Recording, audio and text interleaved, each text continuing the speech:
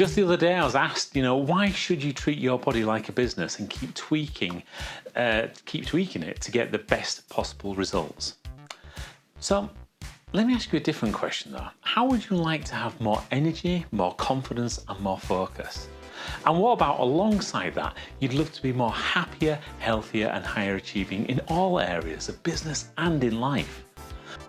Now, if you're a busy professional such as an entrepreneur, business owner, consultant or executive, then it's highly likely that such a boost in performance will be welcome because possibly you're not feeling that way right now. You might be fueling yourself with coffee, energy drinks or legal stimulants to kickstart your day and get yourself started, and thoroughly knowing that it's a temporary fix, short-lived in fact, leaving you feeling more tired, jittery and agitated, or possibly you're just too busy working. You're grabbing food whenever you can, knowing it's not always the best for you, leaving you feel hungry later and feeling the effects of the carb crash. And you get that double whammy because you know that you're failing, and you're a failure because you're not doing what's best for you. Or perhaps, like many people in business, you're juggling, even struggling to run your business and run your life, trying to enjoy time for yourself with friends and family while also trying to make business work. It's like burning the candle at both ends, trying to fit everything in and feeling more run down and without any energy for the day. And it means that you're finding yourself feeling burnt out, coming home, dying on the sofa, not moving, which is further compounding the feelings of lethargy and not knowing how to get out that cycle of feeling more frustrated because you're in the position where you're feeling like you're failing at both, failing at business and in life. Yet, if you are running a successful business, how can you put some of those same skills to work on yourself so you can achieve more success with less stress while doing less? So, what if you could get up every morning feeling fantastic? Your alarm clock goes off, you just get up straight away. You run your morning routine and you're already thinking about what's going to be happening next because you've got clarity of focus. You no longer have brain fog, no more wasting time. You know what you're going to do and how you're going to get it done. So visualize you're eating and drinking in a way that supports your body and means that your body is a constant supply of energy, not the spikes and crashes. You're making you a powerhouse of achievement, of growth, and you're showing up each and every day as the best version of you, doing the very best for your family, friends and business in that real heartfelt sense, as you know you're serving them at your best, which brings you so much happiness. So imagine if you have even more clarity of mind and focus, coupled with being a master of your own schedule, so you're able to do even more with less time, getting things done quickly, getting things done right, smashing through those goals, beating those targets, both personal and professional, and setting new heights in your own aspirations as well, in your business and your career. So picture this. You feel so amazing. And your confidence just increases, which is seen and appreciated by all those people that you meet, meaning you're able to have more effective conversations and increased likelihood that people want to work with you, and they're leading by it because you're leading by example and you're positively affecting everyone around you, improving their lives, their work and your business. So envisage this. You create a lifestyle that supports you, your family and your business, meaning you're creating habits that build you up and don't tear you down, where you enjoy the quality time with your family and friends, where you're there to support them, live with them, laugh with them and just enjoy being with them, loving them with the whole of your being. So do you feel like this could give you a better chance of achieving those great plans? Now on reflection, can you also recognise that the simple act of writing things down, what you want to achieve and how you're going to do it, is a familiar task that we do in business when defining the business vision and mission? Yet so many professionals fail to do something similar for their own lives. Where something is written down, it is much more likely to be achieved. And when this is shared, the likelihood of it being achieved significantly increases. Now, this shouldn't be new news In business, we already know the power and importance and impact that good communication with a shared vision and goal has on a team's performance. Though that doesn't always mean a business succeeds. Evidence of this can usually be found on every single project's lessons learned log, which usually features in their top 10 that communication was a problem.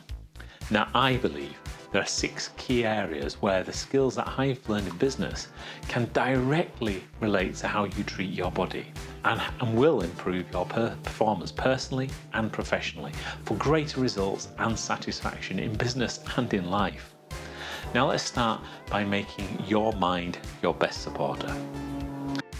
So in business, we know that to get best results, we need a team of people with great skills that collaborate for the purpose of achieving the objectives of the business.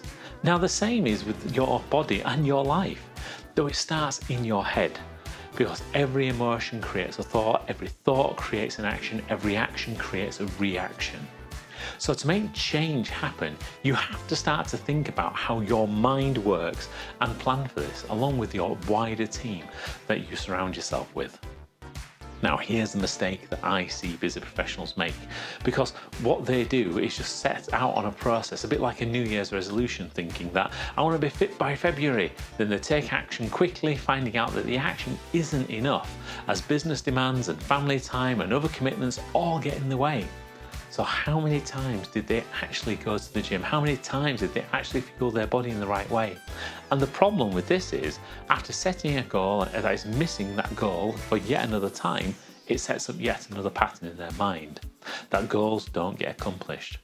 So they end up quitting before they even start. The constant reinforcement in the mind of being a quitter eventually leads to the mind not even wanting to start in the first place. It's a bit like a burnt-out project team or a business that has gone through too many transformations with poor results can struggle to perform or turn itself around. Then we have to consider resources. You see, inadequate, insufficient or inappropriate resources applied in business does not get the job done. It leads to stalls, accumulation of waste and potential loss of clients and revenue. So with your body, the meals of how you fuel yourself to flow and grow act in a similar manner. If you don't fuel yourself correctly, you're going to put on weight, fail to perform correctly, or even lose capabilities that you've had in the past. The old adage of use it or lose it applies. And all too often, I see busy professionals fall into the trap of the knee-jerk reactions, such as just eating salads, that further sets themselves to fail because it's not a sustainable eating strategy. And that provides correct nutrition, which is similar to an organisation cutting funding for a transformation project and then expecting to get the same or even better results out of it. Rather, they need to manage their resources so they get the correct quantity, quality, type and timing of nutrition, so it's taken into account as they perform and gain the results that they require. Then we need to consider moving with purpose. A business that stays stagnant in the market or in operations will soon find itself out of business. Now the same happens with the human body. The vast majority of busy professionals are not moving enough with increasingly sedentary roles and lifestyles that is causing worldwide increases in overweight and obesity, along with the increase in non-communicable diseases, absenteeism and presenteeism. Alongside this, everybody's body's different, right? It's just like in business.